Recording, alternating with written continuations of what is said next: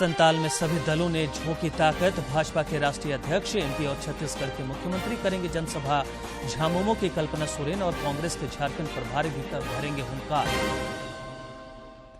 Tender commission घोटाला मामले में ईडी ने ग्रामीण विकास मंत्री आलमगीर आलम और तत्कालीन सचिव मनीष रंजन को आमने सामने बैठाकर की पूछताछ। राजधानी रांची में डीजे की हत्या और मारपीट मामले में पुलिस ने 14 लोगों को किया गिरफ्तार। अवैध ढंग से चल रहा था बार।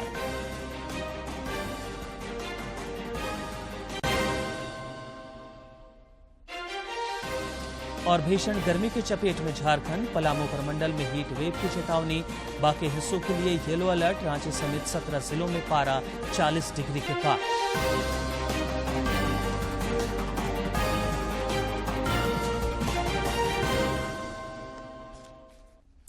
नमस्कार, खबरें झारखंड में स्वागत है आपका। मैं हूं रियाज आलम और अब समाचार विस्तार से। लोकसभा चुनाव के 7वें और अंतिम चरण के लिए चुनाव प्रचार चरम पर है। भारतीय जनता पार्टी के स्टार प्रचारक और प्रधानमंत्री नरेंद्र मोदी ने पश्चिम बंगाल के मथुरापुर में अब से थोड़ी देर पहले चुनावी जनसभा को संबोधित किया। इस दौरान उन्होंने इंडी गठबंधन और पश्चिम बंगाल की सरकार पर जमकर हमला बोला। करोड़ों लोगों के सर पर छत नहीं थी। महिलाएं खुले में शौच जाने के लिए मजबूर थी। पीने के लिए पानी नहीं। 18,000 से ज्यादा गांवों में बिजली नहीं। उद्योगों के लिए संभावनाएं नहीं। ये तो एक दृश्य। सबसे बड़ा दुर्भाग्य ये भी था कि सुधार के लिए चर्चा भी नहीं होती थी। परिवारवाद की राजनीति ने करोड़ों करोड़ युवाओं के सपने मार दिए थे। 5 पीढ़ी को आजाद हिंदुस्तान में तबाह कर दिया गया। उनके सपनों को रौंद दिया गया। इधर एनडीए गठबंधन के नेताओं का भी देश में धुआंधार प्रचार जारी है। कांग्रेस के राष्ट्रीय अध्यक्ष मल्लिकार्जुन खड़गे और राहुल गांधी तथा प्रियंका गांधी के भी आज कई चुनावी सभाएं हैं। आज हिमाचल प्रदेश से ओडिशा तक विपक्ष की रैलियों का शोर रहेगा। ओडिशा में कांग्रेस के राष्ट्रीय अध्यक्ष मल्लिकार्जुन खड़गे करीब दोपहर 12 बजे बालासोर से चुनावी हुंकार भरेंगे। इसके बाद खड़गे दोपहर तकरीबन 1:40 पर भद्रक में रैली करेंगे। वहीं हिमाचल में कांग्रेस महासचिव प्रियंका गांधी मोर्चा संभालते हुए 2 जनसभाएं करेंगी, जिसमें सुबह करीब 10 बजे कुल्लू और 11:45 पर मंडी के सुंदरनगर से जनसभा का संबोधित करेंगे। उत्तर प्रदेश में सपा सुप्रीमो अखिलेश यादव पूर्वांचल के रॉबर्ट्सगंज के हाईडल मैदान में चुनावी रैली को संबोधित कर पार्टी के लिए प्रचार करते हुए नजर आएंगे। लोकसभा चुनाव के 7वें चरण में 1 जून को संताल परगना की 3 सीटों दुमका, गोड्डा और राजमहल संसदीय क्षेत्र के लिए होने वाले मतदान को लेकर सभी दलों ने चुनाव प्रचार में पूरी ताकत झोंक दी है। भारतीय जनता पार्टी के स्टार प्रचारक और राष्ट्रीय अध्यक्ष जेपी नड्डा देवघर के पालाजोरी में चुनावी जनसभा और रोड शो करेंगे। वहीं मध्य प्रदेश के मुख्यमंत्री मोहन यादव भी संताल परगना का दौरा करेंगे और यहां राजमहल और दुमका में चुनावी जनसभा को संबोधित करेंगे।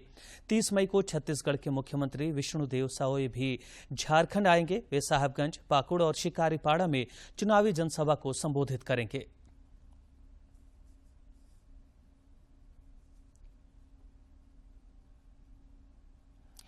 उधर झामुमो के स्टार प्रचारक और झामुमो नेत्री कल्पना सोरेन आज संताल परगना कि दुमका और राजमहल लोकसभा क्षेत्र में 4 चुनावी सभा को संबोधित करेंगी। जामताड़ा और दुमका में श्रीमती सोरेन पार्टी प्रत्याशी नलिन सोरेन के लिए चुनावी सभा को संबोधित करेंगी। इसके बाद सुंदर पहाड़ी और राजमहल लोकसभा सीट से पार्टी प्रत्याशी विजय हांसदा के समर्थन में वो चुनाव प्रचार करेंगी। गोड्डा और दुमका लोकसभा संसदीय क्षेत्र के लिए इंडी गठबंधन के कई नेताओं का जनसंपर्क और रोड शो प्रस्तावित है। कांग्रेस प्रदेश प्रभारी गुलाम अहमद मीर और कांग्रेस प्रदेश अध्यक्ष राजेश ठाकुर तथा कांग्रेस विधायक दीपिका पांडेय सिंह सहित कई नेता जनसंपर्क और रोड शो करेंगे। संताल परगना में लगातार इंडी गठबंधन के नेता एक के बाद एक चुनावी जनसभा कर रहे हैं। कांग्रेस के स्टार प्रचारक राहुल गांधी कल दुमका पहुंचेंगे और यहां चुनावी जनसभा को संबोधित करेंगे। राहुल गांधी इससे पहले चाईबासा और गुमला में पार्टी प्रत्याशियों के पक्ष में जनसभा कर चुके हैं। झारखंड मुक्ति मोर्चा के स्टार प्रचारक और विधायक स्टीफन मरांडी ने संताल परगना की सभी 3 सीटों दुमका, गोड्डा एवं राजमहल पर इंडिया गठबंधन की जीत का दावा किया है। श्री मरांडी ने कल पाकुड़ में पत्रकारों से बातचीत के दौरान भारतीय जनता पार्टी पर लोगों को दिग्भ्रमित करने का आरोप लगाया। निश्चित रूप से SC, ST और BC की लोग इससे बहुत ज्यादा प्रभावित महसूस कर रहे हैं और उसी का नतीजा है कि आज हम लोग को इतना रिस्पांस मिल रहा है। उनके बयान से आज लोग बहुत आक्रोशित हैं।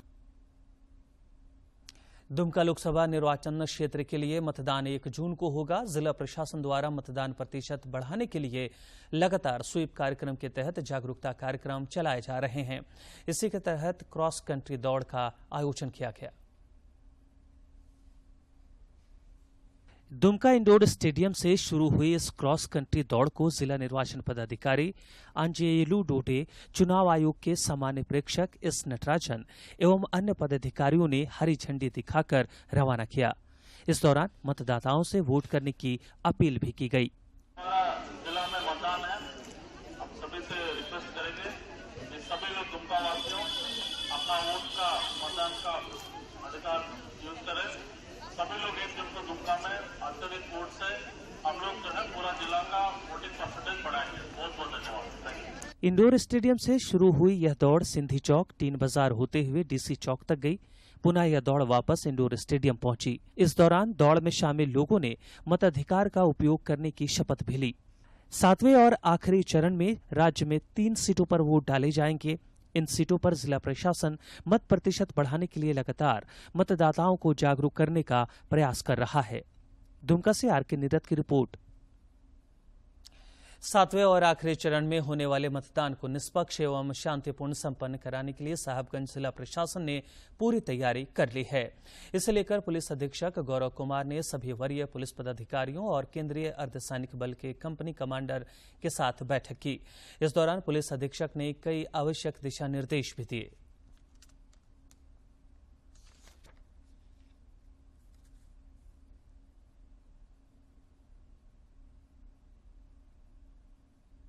टोटल 35 कंपनीज CAPF की हैं और इसके अतिरिक्त जो स्टेट आर्म पुलिस हमारे जैप और इको कंपनी IRB की है, इनकी भी 10 कंपनीज हमें प्राप्त हुई हैं और विभिन्न जिला से भी जिला बल प्राप्त हुआ है। होमगार्ड भी हैं, अपने जिला के भी बल हैं, ऑफिसर्स भी हैं और काफ़ी संख्या में हमारे पास पर्याप्त संख्या में बल है। इनका बूथ डिप्लॉयमेंट किया गया है। इनके साथ ही QRTs भी फॉर्म किए गए हैं, राइट कंट्रोल टीम्स भी फॉर्म किए गए हैं। सभी वरीय पदाधिकारी के साथ भी टीम उपलब्ध है जो कि चुनाव के दौरान लगातार भ्रमणशील रहेंगे। टेंडर कमीशन घोटाला मामले में कल ईडी ने ग्रामीण विकास मंत्री आलमगीर आलम और तत्कालीन सचिव मनीष रंजन को आमने सामने बैठाकर पूछताछ की। इस दौरान जांच एजेंसी ने दोनों से कई सवाल किए। गौरतलब है कि IAS अधिकारी मनीष रंजन कल ईडी के दूसरे समन पर पूछताछ के लिए ईडी कार्यालय पहुंचे थे। ईडी उनसे करीब 9 घंटे तक पूछताछ किया गया। विधायक सरयू राय ने राज्य में आयुष्मान भारत मुख्यमंत्री जन आरोग्य योजना में भारी अनियमितता और लूट का आरोप लगाया है। श्री राय ने मुख्यमंत्री चंपाई सोरेन से इसकी जांच कराने की मांग की है। उन्होंने कहा कि इस अनियमितता और भ्रष्टाचार में आयुष्मान भारत योजना के क्रियान्वयन के लिए चयनित बीमा कंपनी और एक बिचौलिया निजी कंपनी के लोग शामिल हैं। उन्होंने इससे संबंधित एक पत्र भी पूरी जानकारी के साथ प्रेषित की है। रांची के चुटिया थाना क्षेत्र के कड्रू मोड़ पर 2 दिन पहले डीजे की हत्या और मारपीट मामले में पुलिस ने बार मालिक समेत 14 लोगों को गिरफ्तार किया है। जानकारी के मुताबिक यह बार अवैध ढंग से चल रहा था और लाइसेंस भी किसी और के नाम पर निबंधित था। सभी अभियुक्तों को गिरफ्तारी के बाद कोर्ट में पेश किया गया और फिर उन्हें न्यायिक हिरासत में बिरसा मुंडा केंद्रीय कारागार होटवार भेज दिया गया। घटना के बाद राइफल छिपाने और मुख्य आरोपी को भगाने के आरोप में उसके पिता को भी गिरफ्तार किया गया। जैक ने 8वीं बोर्ड परीक्षा का रिजल्ट जारी कर दिया है। झारखंड अधिविद्य परिषद के अध्यक्ष डॉक्टर अनिल कुमार महतो ने परीक्षा फल जारी करते हुए कहा कि 94.16% विद्यार्थी 8वीं बोर्ड की परीक्षा में उत्तीर्ण हुए हैं। उन्होंने कहा कि इस परीक्षा में कुल 5,61,774 विद्यार्थी शामिल हुए थे, जिनमें से 5,28,962 विद्यार्थी सफल रहे। उन्होंने कहा कि परीक्षा में असफल विद्यार्थियों के लिए विशेष परीक्षा ली जाएगी। इसके लिए काउंसिल द्वारा जल्द ही तिथि की घोषणा की जाएगी। मेकॉन और सेल की ओर से 30 और 31 मई को रांची में इस्पात पर अंतर्राष्ट्रीय सम्मेलन आइकन 2024 का आयोजन किया जाएगा। मेकॉन के सीएमडी संजय कुमार वर्मा ने बताया कि भारत सरकार के इस्पात मंत्रालय के तत्वावधान में इसका आयोजन एमटीआई सेल में किया जाएगा। इस सम्मेलन का विषय पूंजीगत वस्तुओं पर ध्यान रखा गया है। उन्होंने कहा कि सम्मेलन का उद्घाटन केंद्रीय इस्पात मंत्रालय और भारी उद्योग मंत्रालय के सचिव करेंगे। इस सम्मेलन में लोहा और इस्पात उत्पादक, शिक्षा जगत के प्रतिनिधि, उपकरण आपूर्तिकर्ता समेत अन्य क्षेत्र के दिग्गज शामिल होंगे। राष्ट्रीय तंबाकू नियंत्रण कार्यक्रम के तहत 31 मई को वर्ल्ड नो टोबैको डे का आयोजन किया जाएगा। इसे लेकर कल हजारीबाग सदर अस्पताल के सिविल सर्जन सभागार में कार्यशाला का आयोजन किया गया। इस दौरान जोर दिया गया कि आमजनों को तंबाकू के दुष्प्रभाव के बारे में जानकारी दी जाए ताकि वे इससे दूर रह सकें।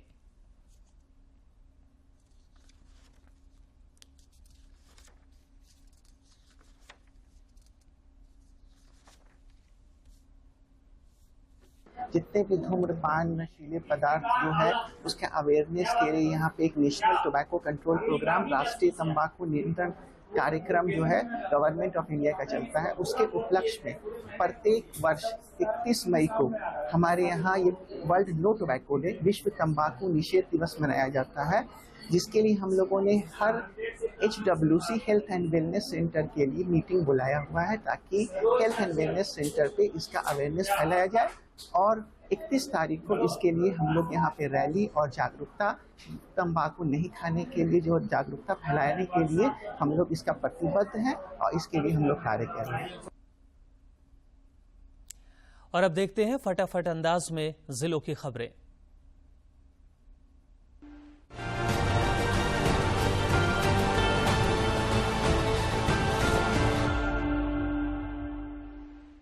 मतगणना के सुचारू और सफल संचालन के लिए प्रशिक्षण कोषांग खूंटी द्वारा स्थानीय लोला इंटर कॉलेज में मतगणना कर्मियों के लिए प्रशिक्षण कार्यक्रम का आयोजन किया गया।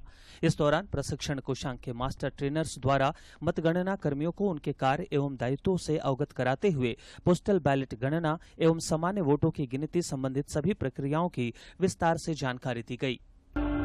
सुरक्षा व्यवस्था और अवैध परिवहन के विरुद्ध रामगढ़ के उपायुक्त चंदन कुमार के निर्देशानुसार जिला परिवहन पदाधिकारी मनीषा वत्स के नेतृत्व में जिले के विभिन्न चौक चौराहों पर परिवहन जांच अभियान चलाया गया।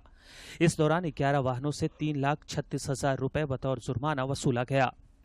भारतीय रेल के धनबाद मंडल जोन में टिकट चेकिंग अभियान चलाया गया।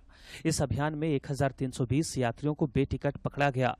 वरीय मंडल वाणिज्य प्रबंधक अमरेश कुमार ने बताया कि धनबाद मंडल के विभिन्न खंडों के साथ साथ धनबाद, गोमो, कोडरमा, डाल्टनगंज, चौपन, बरकाकाना, सिंगरौली स्टेशनों में गहन टिकट चेकिंग की जा रही है। यह मेगा टिकट चेकिंग अभियान दिन रात चलाया जा रहा है।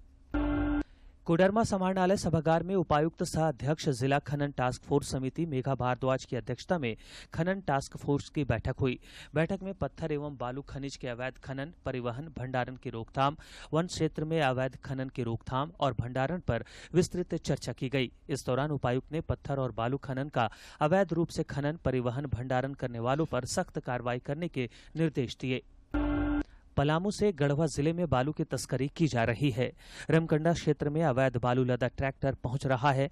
रमकंडा के पटसर पुल निर्माण में अवैध बालू पहुंचा रहे 3 ट्रैक्टरों को पुलिस ने जब्त किया है। लोहरदगा में अवैध बालू के खनन और परिवहन पर रोक लगाने के उद्देश्य से जिला पुलिस बल और सेना थाना के गश्ती दल द्वारा प्रशिक्षु एसपी सह थाना प्रभारी वेदांत शंकर के नेतृत्व में संयुक्त छापेमारी अभियान चलाया गया। इस दौरान कोराम्बे कोयल नदी से कंडरा की ओर आते बिना रजिस्ट्रेशन नंबर का एक ट्रैक्टर को अवैध बालू परिवहन करते जब्त किया गया। राजधानी रांची के चूटिया थाना क्षेत्र अंतर्गत एक बार में डीजे संदीप उर्फ सैंडी की गोली मारकर हत्या और मारपीट करने के मामले में 3 एफआईआर दर्ज किए गए हैं। 2 एफआईआर मारपीट में और एक हत्या मामले में दर्ज किया गया है। पुलिस ने मामले में कुल 14 लोगों को गिरफ्तार किया है। दुमका जिले के हंसडीहा गोड्डा रोड स्थित काली लॉज के पीछे से पुलिस ने एक युवक के शव को बरामद किया। शव की शिनाख्त दरभंगा जिले के अशोक पेपर मिल थाना क्षेत्र के मनोरथ गांव निवासी लक्ष्मण लाल देव के रूप में की गई है। गिरिडीह जिले के गांवा थाना क्षेत्र स्थित पुरना डाबर गांव में 3 वर्षीय बच्चे ऋषा कुमार की मौत छत से गिरने के कारण हो गई। इस हादसे में बच्चे की मां गंभीर रूप से घायल हो गई, जिसका इलाज स्थानीय अस्पताल में चल रहा है। उसके हाथ और पांव में गंभीर चोट लगी है। जामताड़ा जिले के बागडेहरी थाना क्षेत्र में एक हादसे में एक मजदूर की मौत हो गई, जबकि दूसरा मजदूर गंभीर रूप से घायल है। बताया जाता है कि निर्माणाधीन कुएं की मिट्टी धंसने के कारण यह हादसा हुआ। रांची के तुपुदाना ओपी क्षेत्र के बालसिरिंग स्थित ब्लू पॉन्ड में नहाने के दौरान डूबने से एक छात्र की मौत हो गई। मृतक की पहचान अंश अनुग्रह किंडो के रूप में की गई है। जानकारी के अनुसार अंश अपने 2 दोस्तों के साथ ब्लू पॉन्ड में नहाने गया था। इसी क्रम में डूबने से उसकी मौत हो गई। विश्व मासिक धर्म स्वच्छता दिवस पर यूनिसेफ झारखंड के रांची में एनएसएस के सहयोग से मासिक धर्म स्वच्छता प्रबंधन के बारे में जागरूकता बढ़ाने और इसे प्रोत्साहित करने के लिए 3 दिवसीय अभियान की शुरुआत की। झारखंड केंद्रीय विश्वविद्यालय के रसायन शास्त्र विभाग की छात्रा इन दीपा रेड्डी का चयन Jawaharlal Nehru centre for advance scientific research Bengaluru के एकीकृत पीएचडी प्रोग्राम में हुआ है। JNCASR देश के प्रमुख शोध संस्थानों में एक है। चयनित छात्रा CUG के BSc केमिस्ट्री विभाग के 6ठे सेमेस्टर की छात्रा है।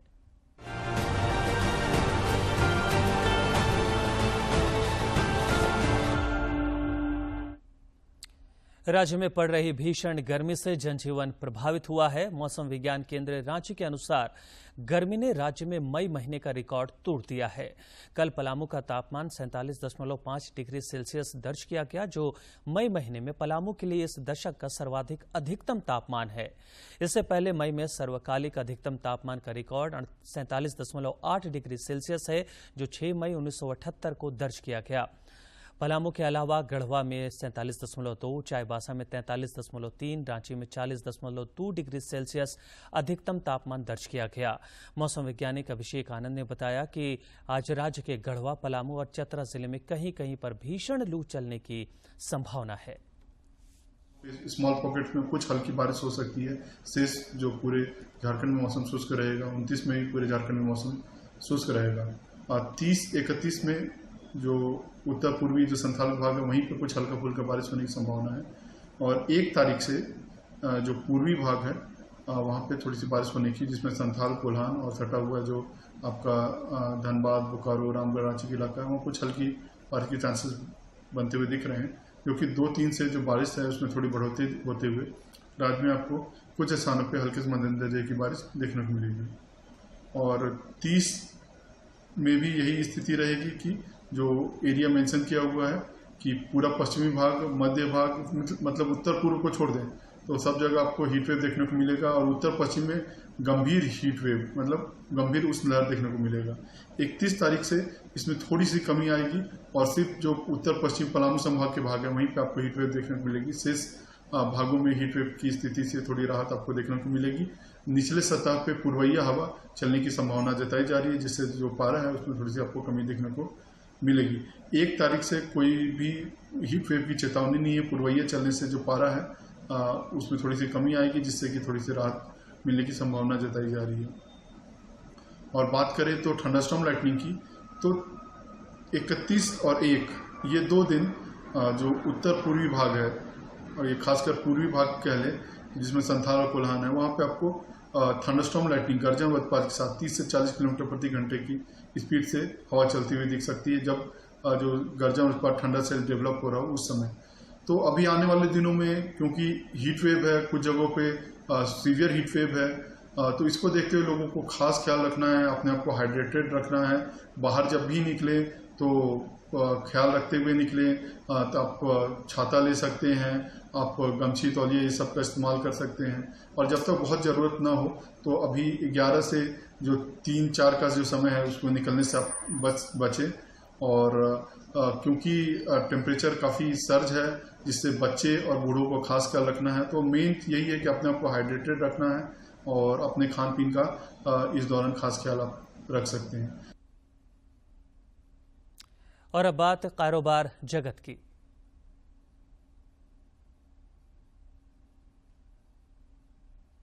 इनकम टैक्स डिपार्टमेंट ने कहा कि टैक्स पेयर्स 31 मई तक अपने पैन कार्ड और आधार लिंक को करा लें। वहीं ऐसा ना करने की स्थिति में आपको अधिक टैक्स चुकाना पड़ सकता है। LIC हेल्थ इंश्योरेंस सेक्टर में कदम रखने के लिए मौका तलाश कर रही है। सिद्धार्थ मोहंती ने कहा कि उम्मीद है कि सरकार द्वारा कंपोजिट लाइसेंस को मंजूरी मिल सकती है। RBI ने येस बैंक और ICICI बैंक पर कई नियमों का पालन न करने पर 91 लाख रुपए और ICICI बैंक पर 1 करोड़ रुपए का जुर्माना लगाया है। अदानी ग्रुप की बोर्ड मीटिंग में अदानी एंटरप्राइजेस को फंड जुटाने की अनुमति मिल गई है। वहीं दूसरी तरफ अदानी ग्रुप UPI पेमेंट और ई-कॉमर्स प्लेटफॉर्म सेक्टर आने की प्लानिंग कर रहा है। व्हाट्सएप चीफ विल कैथकार्ट ने यूजर्स का डेटा शेयर करने के एलन मस्क के दावे का खंडन करते हुए कहा कि यह जानकारी बिल्कुल गलत है।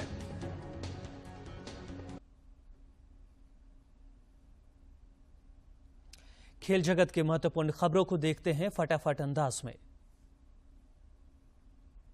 भारतीय पर्वतारोही सत्यदीप गुप्ता ने इतिहास रच दिया है। सत्यदीप एक सीजन में माउंट एवरेस्ट और माउंट लोत्से पर चढ़ाई करने वाले पहले व्यक्ति बन गए हैं। इसके अलावा उन्होंने 11 घंटे और 15 मिनट में 2 चोटियों को पार कर भी इतिहास रच दिया।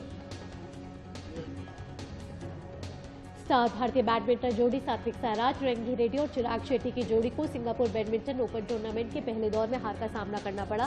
शुरुआती दौर में भारतीय जोड़ी को डेनमार्क के डैनियल और मैड्स की जोड़ी ने 20-22, 18-21 के अंतर से हराया। और वहीं भारत के Priyanshu Rajawat Singapore badminton open के पहले दौर में हारकर बाहर हो गए। प्रियांशु को शुरुआती मैच में हांगकांग के ली च्यूक लियू के हाथों 21-23, 19-23 के अंतर से हार झेलनी पड़ी। सिंगापुर बैडमिंटन ओपन टूर्नामेंट में भारत की आकर्षि कश्यप को शुरुआती दौर में ही हार का मुंह देखना पड़ा। आकर्षि को थाईलैंड की खिलाड़ी ने 21-19, 22-20 के करीबी अंतर से हराया। फ्रेंच ओपन के पहले दौर में बाहर होने के बाद राफेल नडाल के प्रशंसक निराश नजर आए। प्रशंसकों को उम्मीद थी कि 14 बार के फ्रेंच ओपन चैंपियन नडाल इस टूर्नामेंट में वापसी करेंगे। सेहत के बात में जानते हैं अच्छे स्वास्थ्य के लिए पाचन तंत्र का कितना महत्व है।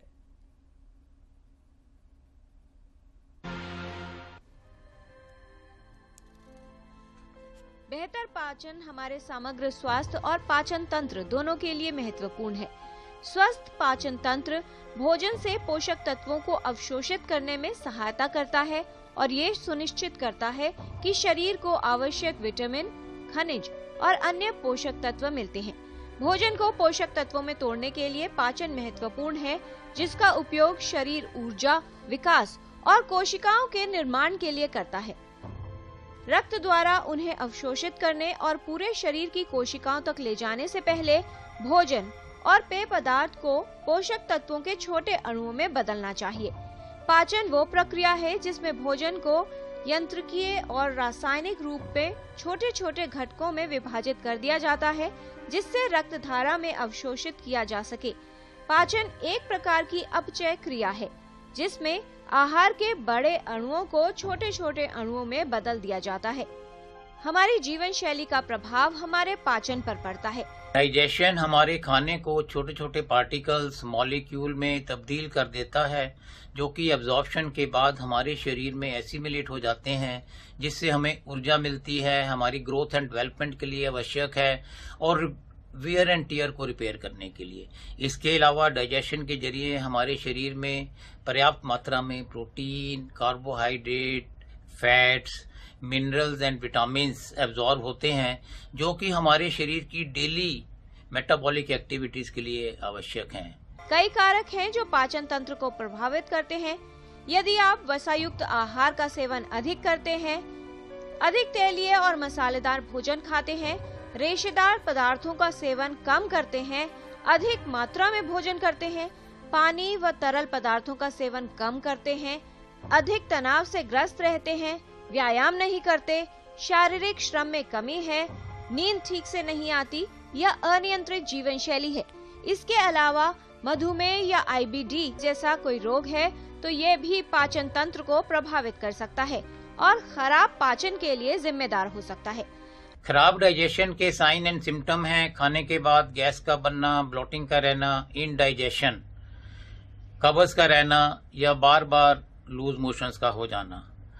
इसके अलावा शरीर में थकावट रहना, लो एनर्जी का रहना, सिर में भारीपन, सिर में दर्द रहना, नींद ठीक से ना आना। खराब डाइजेशन की वजह से स्किन एलर्जीज काफ़ी अधिक होती हैं और सबसे इम्पॉर्टेंट है खराब खाने से फूड एलर्जी होने के चांसेस बहुत अधिक होते हैं। हमारा पाचन तंत्र ग्रहण किए गए भोजन और तरल को रसायन में परिवर्तित करता है और उसमें से पौष्टिक तत्वों को अलग कर उन्हें अवशोषित करता है, जिससे शरीर को ऊर्जा मिलती है। पाचन तंत्र में कई अंग होते हैं जिनके सहयोग से पाचन की प्रक्रिया पूर्ण होती है। पाचन की प्रक्रिया भोजन ग्रहण करने से शुरू होती है। खाना खाने के बाद भोजन की नली से होता हुआ पेट में पहुंचता है, फिर छोटी आंत में जहां पाचन की प्रक्रिया पूर्ण हो जाती है और बड़ी आंत से निष्कासन की प्रक्रिया शुरू हो जाती है। हम क्या खाते हैं, किस तरह से खाते हैं, इसका प्रभाव हमारे पाचन तंत्र पर पड़ता है। हाई फाइबर डाइट लें जिसमें कि सीजनल फ्रूट्स एंड वेजिटेबल अधिक लें, ताज़ा घर का बना हुआ खाना खाएं, सही मात्रा में, सही समय पर, सही मन से। ज़्यादा तला हुआ, मसाले वाला, तेल वाला खाना खाने से बचें। पानी अधिक पिएं, अपने आप को हाइड्रेटेड रखें। प्रोबायोटिक जैसे कि दही का सेवन हमारे डाइजेशन के लिए अति उत्तम है। बाहर का तला हुआ, मसाले वाला खाना खाने से बचें, पर्टिकुलरली कटे हुए फल और सब्जियां। रेगुलर एक्सरसाइज करें, नींद पूरी लें, अपने आप को स्ट्रेस फ्री रखें। अल्कोहल और तंबाकू का सेवन ना करें। यदि आप लगातार खराब पाचन की समस्या से जूझ रहे हैं तो जल्द ही आपको अन्य स्वास्थ्य समस्याओं का सामना करना पड़ सकता है। दरअसल खाने के ठीक तरह से न पचने के कारण कई स्वास्थ्य समस्याएं उत्पन्न हो सकती हैं। खराब पाचन के कारण शरीर को भोजन में मौजूद सभी पोषक तत्व नहीं मिल पाते, इसलिए लंबे समय तक खराब पाचन का शिकार लोगों में कमजोरी और कम वजन की समस्या भी हो सकती है। हमारी जीवन शैली और खान पान का पाचन पर विशेष प्रभाव पड़ता है। यदि आप पाचन समस्याओं से बचाव करना चाहते हैं और ये चाहते हैं कि आपका पाचन तंत्र मजबूत बने, तो आहार पर विशेष ध्यान दें, स्वस्थ जीवन शैली अपनाएं और पाचन तंत्र को स्वस्थ रखने के उपाय करें। किरण भारद्वाज, DD न्यूज। दूरदर्शन झारखंड पर पल पल की खबरों से जुड़े रहने के लिए आप हमारे social media platform Twitter, Facebook और यूट्यूब से जुड़ सकते हैं, क्योंकि खबरों से जितना बाखबर रहना जरूरी है उससे ज्यादा जरूरी है सटीक, संतुलित और निष्पक्ष समाचार। हमारा ट्विटर हैंडल है DD न्यूज झारखंड और फेसबुक पेज है RNUDDK। आप हमें YouTube channel Jharkhand DD news पर भी देख और सुन सकते हैं।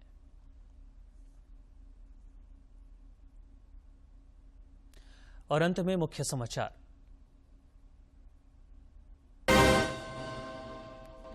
संताल में सभी दलों ने झोंकी ताकत। भाजपा के राष्ट्रीय अध्यक्ष, MP और छत्तीसगढ़ के मुख्यमंत्री करेंगे जनसभा।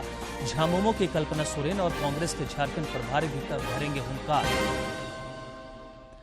टेंडर कमीशन घोटाला मामले में ED ने ग्रामीण विकास मंत्री आलमगीर आलम और तत्कालीन सचिव मनीष रंजन को आमने सामने बैठाकर की पूछताछ। राजधानी रांची में DJ की हत्या और मारपीट मामले में पुलिस ने 14 लोगों को किया गिरफ्तार।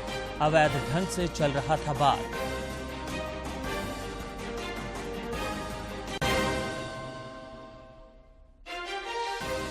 और भीषण गर्मी की चपेट में झारखंड, पलामू प्रमंडल में हीट वेव की चेतावनी।